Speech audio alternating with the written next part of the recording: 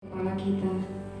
Terima kasih Tuhan untuk setiap keadaan yang kami boleh lewati, untuk setiap kejadian, setiap masalah, setiap tantangan Tuhan yang kami boleh lewati dari hari ke hari Tuhan. Semuanya tidak terlepas dari campur tangan-Mu Tuhan. Dan apa yang kami alami saat ini Tuhan, kondisi saat ini yang kami hadapi Tuhan, hanya Engkau-lah harapan kami Tuhan. Pertolongan kami hanya datang dari-Mu Tuhan. Dan hanya satu hal yang kami minta Tuhan, jangan pernah lepaskan tangan kami Tuhan. Pada pagi hari ini kami boleh berkumpul kembali Tuhan. Kami mengucap syukur Tuhan, karena itulah kerinduan kami untuk memuji dan menyembah di kediaman-Mu di dalam rumah-Mu Tuhan. Kiranya Engkau berkati ibadah kami Tuhan. Engkau sertai Tuhan dari awal hingga akhir Tuhan. Kau berikan kami kekuatan Tuhan, daya tahan tubuh yang bagus Tuhan, untuk kami kembali berkumpul Tuhan dengan saudara-saudara seiman kami Tuhan. Kami naikkan ucapan syukur kami Tuhan, hanya di dalam nama Yesus Tuhan. Terima kasih Yesus.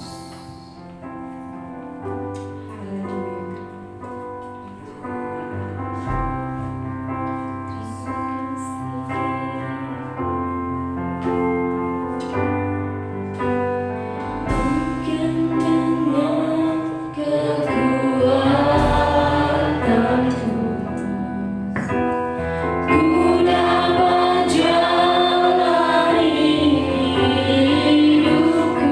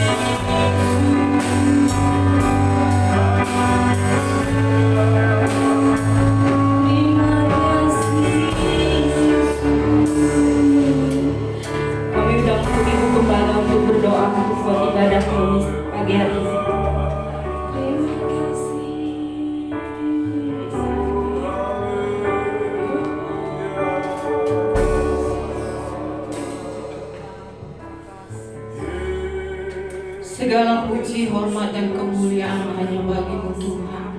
Engkau Allah kami yang dahsyat dan luar biasa. Betapa ajaib Tuhan dalam kehidupan kami. Kami ada saat ini Tuhan hanya oleh karena kemurahan Tuhan. Bahkan kami bersyukur Tuhan kalau kembali kami boleh berada di rumah Tuhan. Kami rindu Tuhan untuk beribadah kepada Tuhan. Waktu dan kesempatan yang Tuhan masih berikan, kami mau pergunakan itu dengan sebaik mungkin Tuhan. Dan biar pada saat ini Tuhan, biar kehadiran kami Tuhan, kami sungguh diberkati oleh Tuhan. Kami bersyukur Tuhan karena Engkau selalu baik dalam kehidupan kami. Terima kasih Bapa Surgawi. Kuduskan layakan kami Bapa. Sebelum kami lebih jauh masuk dalam hadirat Allah, kami memuji Tuhan, memuliakan nama-Mu Tuhan. Biar kekudusan yang dari Tuhan, kelayakan dari Tuhan, untuk kami boleh menikmati hadirat Allah pada pagi hari ini ya Tuhan. Terlebih kami akan mendengarkan firman Allah. Biar kekuatan kuasa Allah bekerja dengan dahsyat Tuhan, sehingga setiap firman Allah yang disampaikan itu menjadi berkat bagi kami ya Tuhan. Terima kasih Bapa Surgawi. Setiap para pelayan altar Tuhan, pakai mereka pagi hari ini. Pengurapan Allah atas mereka, mulai dari pemimpin pujian, singers, pemain musik Tuhan, tinggal dalam urapan kuasa-Mu Tuhan. Setiap pujian yang kami naikkan menjadi dupa yang harum di hadapan Tuhan, menyenangkan hati Tuhan. Tuhan bertakhta di atas pujian kami pagi hari ini. Terima kasih Bapa Surgawi. Jemaat Tuhan dalam perjalanan, Tuhan pimpin mereka tiba di tempat ini bersama kami, memuji dan memuliakan nama Tuhan. Terima kasih banyak Tuhan Yesus. Kami mulaikan ibadah kami pagi hari ini, kami dasarkan di dalam satu nama yang ajaib, yaitu di dalam nama Tuhan Yesus Kristus. Haleluya, haleluya, amin. Amin, saudara-saudara. Walaupun tidak boleh bersentuhan, kita pakai cara Sunda kali ya. Terima kasih, mari kita memuji Tuhan. Dengan-Mu Tuhan.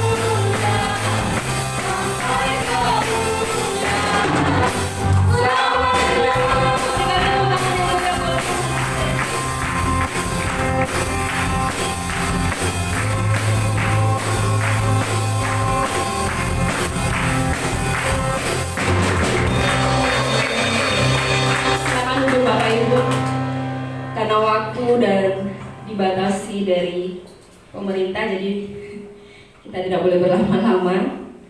Mari kita persiapkan hati kita untuk menerima firman Tuhan. Terima kasih Yesus. Sekali lagi kami mengucap syukur karena pengorbananmu Tuhan, karena karyamu yang begitu besar di atas kayu salib Tuhan. Kami boleh menang, kami boleh hidup Tuhan. Engkaulah sumber pengharapan kami Tuhan. Kami mengucap syukur Tuhan.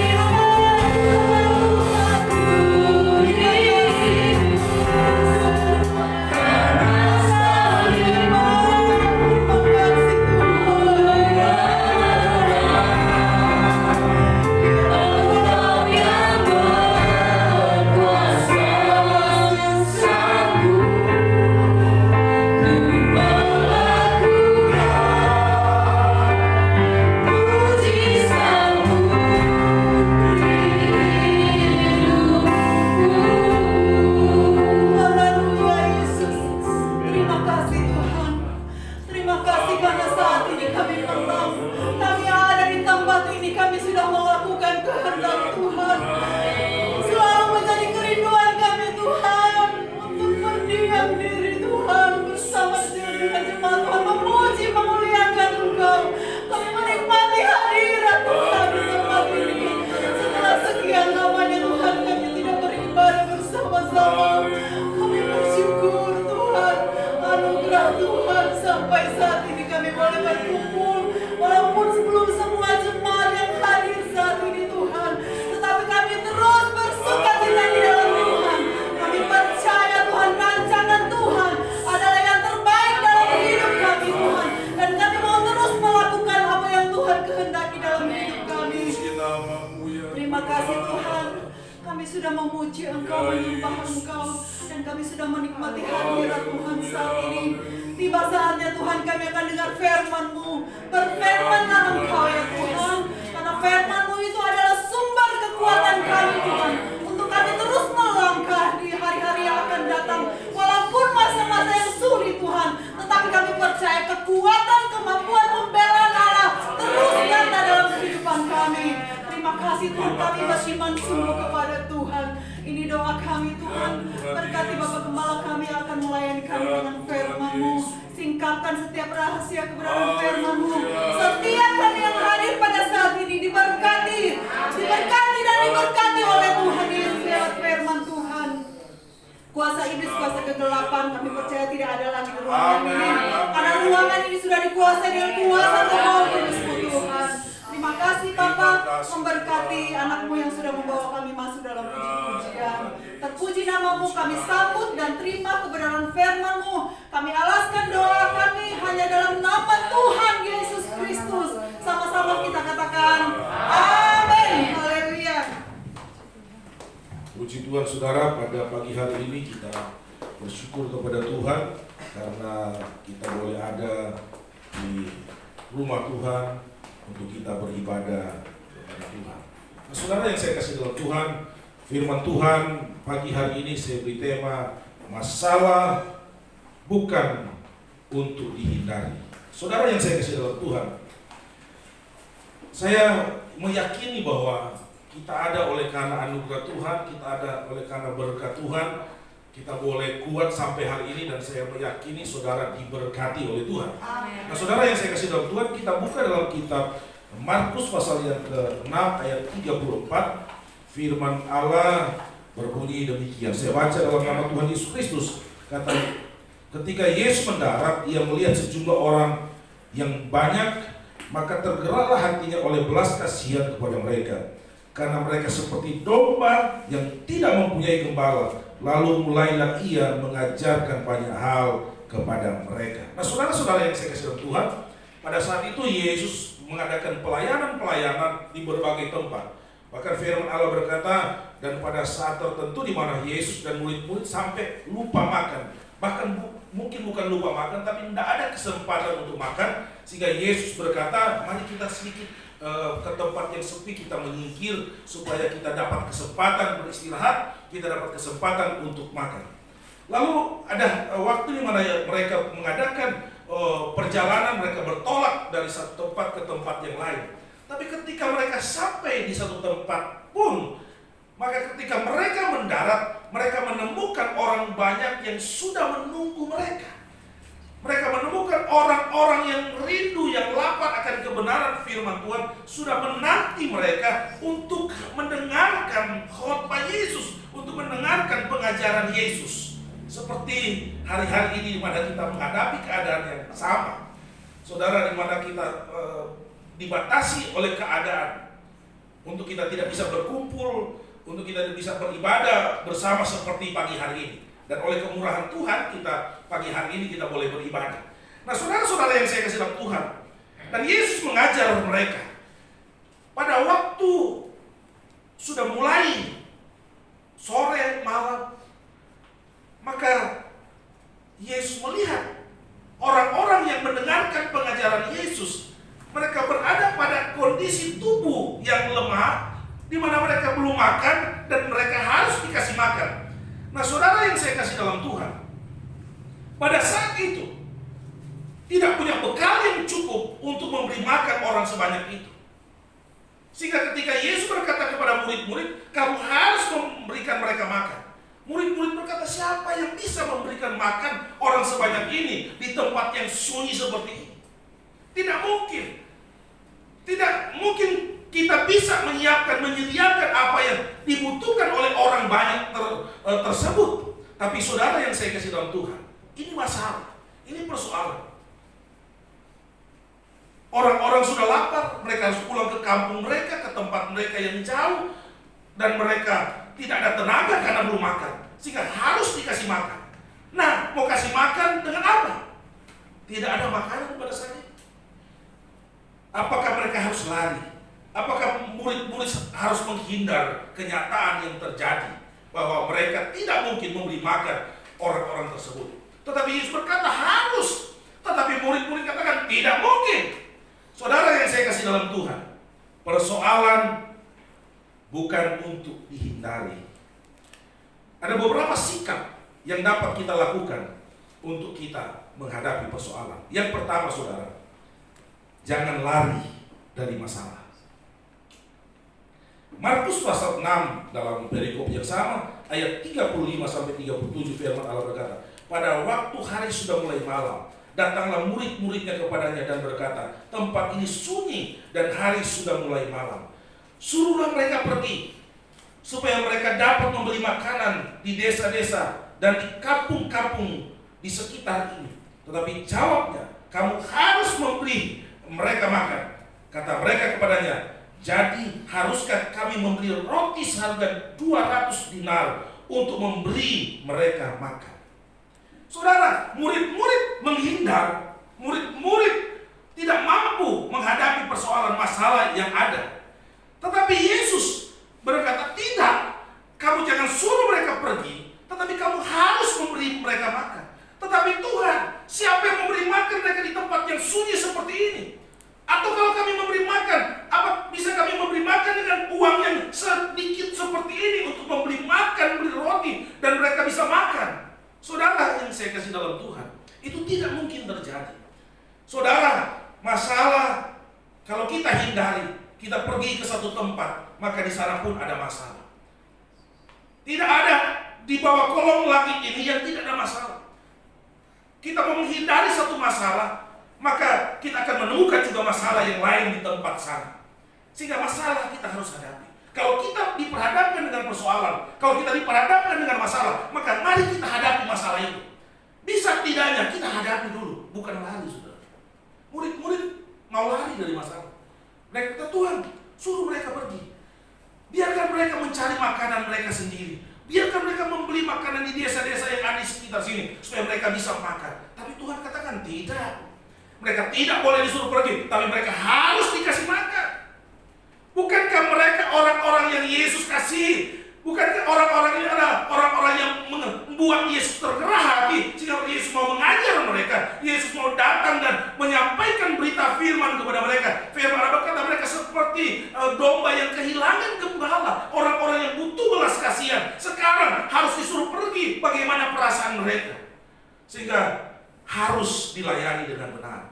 Tapi saudara yang saya kasih dalam Tuhan, ketika murid-murid menghindar, Yesus tidak lari dari masalah. Yesus katakan, beri mereka makan. Tapi tidak ada. Tapi Yesus katakan, beri mereka makan. Jadi persoalan tidak harus dihindari. Persoalan kita tidak boleh menyerah dengan keadaan tersebut. Tetapi kita harus hadapi persoalan tersebut. Kita harus menghadapinya. Dan kita percaya Tuhan mampu akan memberikan kita jalan keluar. Sikap yang kedua, saudara, untuk kita menghadapi masalah yang terjadi, memanfaatkan sekecil apapun potensi yang kita miliki. Jadi sekecil apapun kemampuan kita, sekecil apapun potensi yang kita punya, kita manfaatkan, saudara. Sebelum kita mencoba, jangan kita menyerah. Saudara mungkin katakan, saya kan orang biasa, tidak mungkin saya menghadapi keadaan seperti ini. Saya katakan, sebelum saudara mencoba, jangan saudara putus asa, jangan saudara tinggalkan persoalan tersebut. Saudara, saya kan ekonomi saya pas-pasan, menghadapi keadaan seperti ini, waduh, tak mungkin lah. Lebih baik saya menyerah dengan keadaan yang ada. Saya katakan, apa yang ada pada engkau, sekecil apapun potensi yang engkau miliki, gunakan itu. Maka engkau akan melihat ketika engkau menggunakan potensi yang sedikit seperti itu, maka kita akan melihat campur tangan Tuhan. Kita akan melihat tangan Tuhan yang kuat akan menolong, akan memberkati, sehingga kita boleh keluar, kita boleh lepas dari masalah yang sementara terjadi. Ada banyak orang yang menjadi lemah, ada banyak orang yang putus asa dengan keadaan yang terjadi. Aduh, bingung mau kerja apa lagi, bingung mau usaha apa lagi dengan keadaan seperti ini. Menghadapi keadaan tubuh yang secara medis ada sakit, ada perasaan takut, bahkan ada orang yang menyerah sampai harus bunuh diri oleh karena situasi yang ada. Artis India, Bollywood, dia mengakhiri hidupnya di kamar apartemennya karena tidak ada pekerjaan. Saudara, bukan begitu saudara. Saudara, kalau toh memang di satu sisi pekerjaan tersebut sudah tidak mungkin kita kerjakan lagi karena keadaan yang ada, maka kita masih punya potensi, kita masih punya tenaga, kita masih punya kemampuan. Ayo kita mencari yang lain. Siapa tahu di tempat yang lain kita masih mendapatkan harapan di sana, kita masih mendapatkan hal yang baik di sana. Saudara, potensi yang kecil kalau kita gunakan, maka itu bisa menjadi sesuatu yang besar kalau kita serahkan kepada Tuhan. Saudara ingat bagaimana di Sungai Yordan ketika ada kapak yang jatuh ke sungai, maka hanya kayu yang kecil di tangan seorang nabi, maka kapak itu bisa terapung. Saudara ingat ketika bangsa Israel menghadapi laut, mereka berhadapan dengan situasi yang berat. Di belakang mereka ada tentara Mesir, Firaun mengejar mereka. Di depan ada laut di mana mereka tidak mungkin menyeberang. Tapi kayu tongkat di tangan Musa bisa membelah laut, dan laut itu terbelah. Gunakan potensi, sekecil apapun potensi kita miliki, kita gunakan, maka kita percaya ketika kita berserah kepada Tuhan, ketika kita meminta kepada Tuhan, ketika kita berdoa, maka yang kecil sekalipun Tuhan gunakan untuk sesuatu yang besar di dalam kehidupan kita, sehingga kita bisa menghadapi masalah yang ada dalam kehidupan kita. Saudara melihat di dalam Markus pasal 6 ayat 38, firman Allah berkata, tetapi ia berkata kepada mereka, berapa banyak roti yang ada padamu? Cobalah periksa. Sesudah mereka memeriksa, mereka berkata, 5 roti dan 2 ikan. Saudara yang saya kasih tahu, ini potensi yang kecil. Masa 2 ikan 5 roti mau kasih makan 5.000 laki-laki, belum perempuan, belum anak-anak. Tetapi sesuatu yang kecil ketika diserahkan ke tangan Tuhan, maka kita melihat 5 roti 2 ekor ikan menjadi sesuatu yang besar di tangan Tuhan. Bisa memberi makan 5.000 laki-laki, belum termasuk perempuan dan anak-anak. Saudara yang saya kasih dalam Tuhan, sebab itu jangan pernah kita berkecil hati, jangan pernah kita merasa kita orang yang bodoh, orang yang tidak mampu, orang yang lemah. Saya katakan, di dalam setiap kehidupan kita punya potensi, walaupun mungkin itu kecil, tapi kita punya potensi yang dapat digunakan untuk kita menghadap Tuhan, kita serahkan kepada Tuhan, dan Tuhan bisa gunakan itu menjadi kekuatan yang besar di dalam kehidupan kita. Amen. Sebab itu jangan pernah takut, jangan pernah menyerah dengan keadaan. Situasi yang ada boleh berat, tetapi tangan Tuhan lebih besar, lebih berkuasa untuk mengerjakan hal-hal yang jauh lebih besar dari persoalan yang kita hadapi di dalam kehidupan kita. Yang ketiga, kita memilah-milah persoalan. Saudara yang saya kasih dalam Tuhan, terkadang kita membuat persoalan seharusnya kecil menjadi besar sekali. Kenapa? Karena kita tidak pilah-pilah itu persoalan. Saudara melihat dalam pasal yang sama, perikop yang sama, Markus 6 ayat 39 sampai ayat 40, firman Allah, lalu ia menyuruh orang-orang itu supaya duduk berkelompok-kelompok di atas rumput hijau. Maka duduklah mereka berkelompok-kelompok, ada yang 100, ada yang 50 orang, dan seterusnya. Jadi memilah-milah persoalan, saudara. Karena ini kasus makan, saudara. Kira-kira contoh begini, saudara. Kalau orang nado dikasih kelompok kecil 20 orang. Kenapa? Kalau dia dikasih kelompok besar, pembagian makanan tidak cukup. Sama, kalau orang Batak sama. Mereka harus ya kira-kira 19 lah. 11-12 soalnya. Tapi kalau orang Jawa, saudara kasih kelompok cuma 20 orang, jatahnya sama, banyak mubazir itu makanan. banyak yang terbuang. Oleh sebab itu, Yesus ini, saudara melihat, Yesus ini membuat orang-orang yang kumpul begitu banyak saat itu berkelompok-kelompok. Itu ilustrasi yang saya bisa sampaikan kepada saudara. Dalam kehidupan kita ada persoalan-persoalan. Nah, jangan kita bulatkan semuanya sehingga kita stres melihat persoalan yang ada. Coba kita pilah-pilah itu persoalan. Ini kan hal yang mudah saya kerjakan. Ini kan mudah saya selesaikan. Oh, ini ada persoalan yang besar, yang agak sulit. Nah, itu saudara konsentrasi dalam pergumulan tersebut supaya saudara dapat tenaga, supaya saudara dapat kekuatan, sehingga persoalan tersebut dapat saudara selesaikan. Tapi ketika saudara mengambil semua persoalan, saudara satukan semuanya, maka saudara stres sendiri. Nggak tahu mana yang mau dikerjakan, mana yang mau diselesaikan. Pilah-pilah itu persoalan saudara. Kita merasa hidup ini paling sial di dunia. Kenapa? Karena saudara melihat semua itu persoalan. Tapi ketika saudara memilah-milah, saudara dikasih hikmat oleh Tuhan, saudara, wah ini kecil, ini saudara bisa singkirkan hal-hal yang seperti, wah ini rupanya di situasi seperti ini masalah kesehatan itu yang utama. Maka itu konsentrasi kita untuk menjaga. Supaya apa? Supaya kita sehat, sehingga ketika keadaan normal kembali semuanya baik, tubuh kita sehat, kita bisa beraktivitas lagi, persoalan dalam pekerjaan, persoalan usaha yang tadinya agak terganggu, tapi ketika kita sehat, menyelesaikan semua persoalan yang sudah ada, maka kita boleh mengerjakan lagi dengan baik, dengan benar. Tapi kalau sudah pilah semuanya, saudara akhirnya jadi sakit karena stres, karena persoalan yang terus menekan saudara, saudara sakit. Ketika semuanya normal, saudara tidak bisa bekerja. Kenapa? Karena sakit mengikuti saudara. Pilah-pilah persoalan supaya kita bisa menyelesaikannya dengan baik, kita menyelesaikannya dengan benar. Jangan melihat persoalan itu besar, banyak sekali. Saudara yang saya kasih Tuhan, kalau saudara mau duduk, kalau saudara mau menulis, maka rasanya persoalan semua dalam hidup saudara dan saya. Tapi kita punya Tuhan yang memberi hikmat kepada kita, sehingga kita melihat, wah ini hal kecil, ini bisa saya selesaikan, ini saya bisa selesaikan dengan keluarga saya, ini ya udah saya pending dulu, dan lain sebagainya, dan lain sebagainya. Yang berikut saudara, bagian yang keempat, sikap yang dapat kita buat dalam kehidupan kita menyikapi persoalan masalah yang ada, ucapan syukur. Saudara, ucapan syukur adalah kekuatan yang luar biasa yang lahir dari dalam kita, saudara.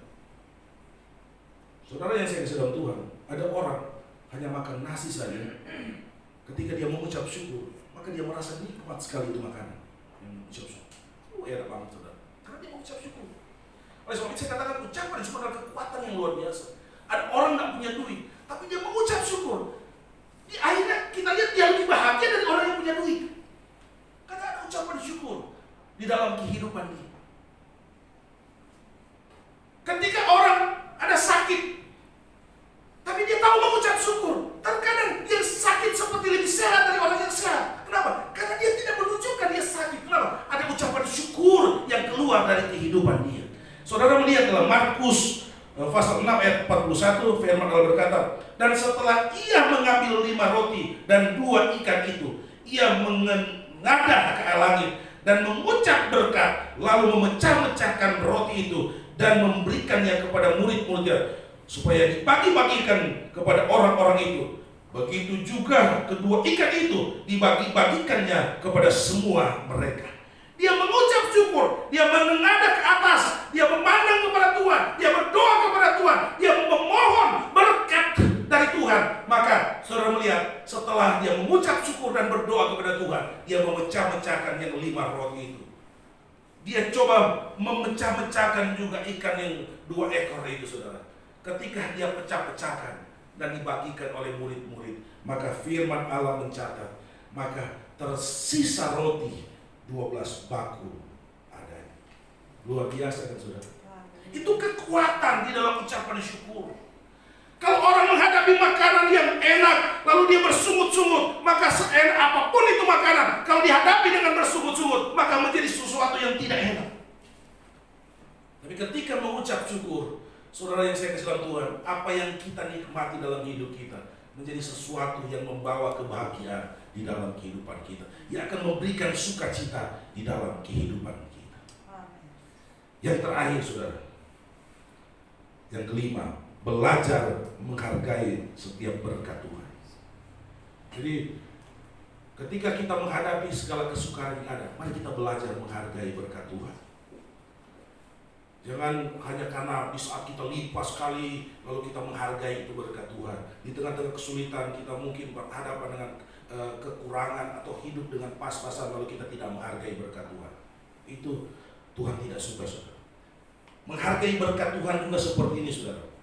Ketika Tuhan memberikan kepada kita, maka kita menggunakannya dengan baik, dengan benar, dengan sesuatu yang positif. Markus pasal 6 ayat 43 firman Allah berkata seperti ini, saudara. Kemudian orang mengumpulkan potongan-potongan roti 12 bakul penuh selain daripada sisa-sisa ikan. Apa yang kita ambil dari sini, saudara? Yang saya katakan tadi, belajar menghargai berkat Tuhan. Kalau dulu orang mungkin tidak masalah makanan lebih, udah cuma taruh di tempat sampah. Ada ikan lebih, udah buang di tempat sampah. Ada berkat-berkat lebih, kita tidak, karena keadaan normal. Tetapi kalau dari dulu kita menghargai berkat Tuhan, maka keadaan seperti ini pun kita tidak akan mengalami keadaan yang sulit dan sukar di dalam kehidupan kita. Kenapa? Karena kita tahu, kalau toh sekarang saya keadaan seperti ini, saya tidak pernah menyesali keadaan yang ada, karena saya orang yang menghargai berkat Tuhan. Saudara melihat bahwa ketika mereka sudah makan semuanya, Yesus katakan, kumpul yang sisa, bukan dibuang. Mereka mengambil sisa-sisa makanan. Wah, ini kan tinggal sisa, dibuang aja deh. Bukan seperti itu. Kita belajar menghargai berkat Tuhan. Firman Tuhan mengajar kepada kita, ketika ada kelebihan, bukan berarti kita main buang dan lain sebagainya. Kita hargai. Firman Allah berkata, kumpul. Sebab itu orang Manado kalau ada sisa-sisa cepat dikumpul. Kadang-kadang di pesta orang ya kumpul cepat pakai plastik. Nah, saudara yang saya kasih dalam Tuhan, ini rohani om. Ini kata firman Tuhan. Makanan sisa dikumpul. Oleh sebab itu saya dari rumah saya suruh bawa plastik supaya kalau ada sisa-sisa saya kumpul. Jangan-jangan ada 12 bakul itu sisa. Nah, saudara, maksud saya mari kita belajar menghargai. Jangan kita tidak menghargai apa yang Tuhan beri. Bukankah setiap benih beras, satu butir beras itu pemberian Allah dalam hidup kita? Saudara yang saya kasih dalam Tuhan, Bapak saya di kampung ketika mengeringkan itu padi yang baru dipanen, itu saya katakan itu masih terlalu hemat. Kadang-kadang ditikar di mana padi itu dijemur, masih ada beberapa butir padi itu diambil, saudara. Kita sudah bawa kok pelit. Alasan dia kalau tidak diambil nanti itu tikarnya digigit tikus. Itu pintar juga itu kan ya, les. Nah, orang Belanda lagi, saudara. Saya kebetulan oma saya punya adik menikah sama orang Belanda. Itu betul-betul itu makanan tidak boleh tersisa di piring. Makan memang tidak bunyi itu piring, dan makanan harus habis. Betul-betul menghargai. Walaupun susah dibedakan, menghargai makanan dengan pelit memang susah dibedakan. Tapi mari kita ambil positifnya, bahwa ini orang menghargai berkat Tuhan. Benar-benar habis. Terkadang kita, saudara, makan itu makanan yang kita sudah ambil masih separuh di piring, kita sudah taruh aja. Kita cari piring baru lagi, kita ambil yang baru lagi makan. Enggak selesai lagi makan kita taruh. Apalagi kalau di pesta. Agak enak di makanan kita taruh. Padahal saudara tahu itu berkat Tuhan. Itu berkat yang Tuhan berikan kepada kita. Tapi kita tidak hargai. Jangan heran pada satu saat kita mencari-cari itu berkat, kita tidak menemukan lagi. Kenapa? Karena ketika Tuhan memberkati kita, kita tidak menghargai. Ketika Tuhan memberkati, kita hanya buang-buang itu berkat. Sehingga pada satu saat kita akan menyesali semua yang sudah terjadi. Saya mau katakan mungkin begini, saudara, yang terakhir. Seberapa besar kita menghargai berkat Tuhan, maka begitulah berkat yang Tuhan akan berikan kepada kita.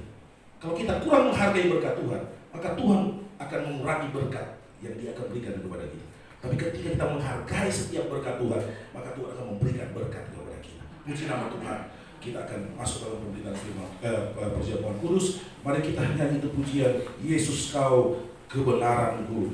Kita nyanyikan pujian ini, kita akan menyembah Tuhan dan kita masuk dalam perjamuan Nasi Kudus. Maka kita percaya Tuhan ada dan Tuhan mau memberkati kita. Kita tidak perlu lari dari masalah yang ada, keadaan yang sulit, yang sukar hari-hari ini. Kita tidak harus menjauh-jauh, kita tidak harus mengambil keputusan yang salah dalam hidup kita. Tapi mari kita harus hadapi. Kita harus hadapi setiap persoalan kita hadapi, setiap persoalan kita hadapi. Kita harus memilah-milah persoalan mana yang prioritas harus kita hadapi, kita selesaikan, kita hadapi dia. Dan supaya pada saatnya dimana kita akan melihat segala sesuatu akan berjalan dengan baik lagi oleh karena Tuhan yang menolong kita, karena kita berharap kepada Tuhan, karena kita tahu berucap syukur kepada Tuhan, karena kita tahu berdoa kepada Tuhan. Maka berkat-berkat Tuhan akan berikan, Tuhan akan anugerahkan kepada kita. Haleluya Yesus. Mari kita sama-sama berdiri.